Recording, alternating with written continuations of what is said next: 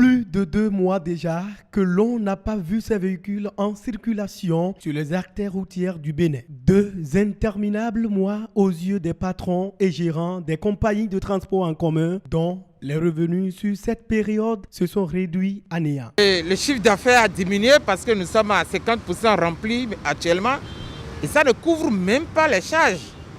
Quand on voit les charges de location, du personnel, les impôts à payer, tout, ça ne couvre pas, mais c'est parce que nous ne voulons pas arrêter que nous avons commencé. Nous ne pouvons pas à la date d'aujourd'hui estimer les pertes par rapport à la pandémie. Mais ce qu'on peut vous dire, c'est que nous sommes en évaluation. Et au début de la pandémie, notre groupement, dont je suis le vice-président, le groupement des compagnies de transport par autocar, notre groupement a écrit au ministre de l'économie et des finances et nous avons été reçus par le directeur général des affaires économiques.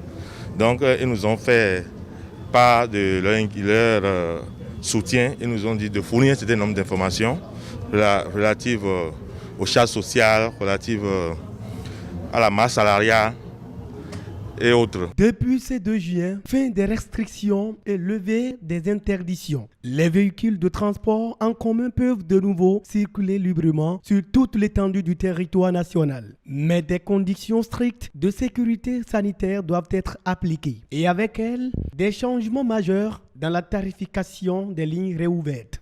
L'augmentation des coûts ne suffira pourtant pas à assurer le retour à la rentabilité des compagnies de transport si une réelle coordination des règles n'est appliquée entre ces sociétés pour l'essentiel concurrentes.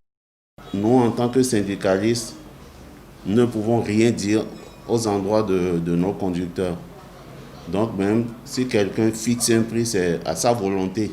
Je profite de l'occasion aussi pour demander à mes collègues que tout ce que nous avons arrêté ensemble au cours de nos réunions et qu'on a déposé sur la table de gouvernement et qui a permis la reprise des activités, ils n'ont qu'à l'observer.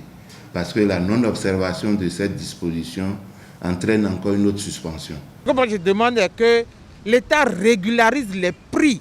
Sinon, une compagnie se lève, fait ce prix aujourd'hui, dès qu'elle ne trouve pas de la clientèle, elle fait un autre prix sur les packs aussi, les racolades, tantôt c'est à 500, aujourd'hui c'est passé à 1000 francs. C'est compliqué. Il ne faudra pas que quelques jours ou quelques semaines après la reprise du trafic, la concurrence conduise certaines compagnies à la négligence des mesures barrières. La lutte contre la propagation du coronavirus est aussi de la responsabilité de ces acteurs.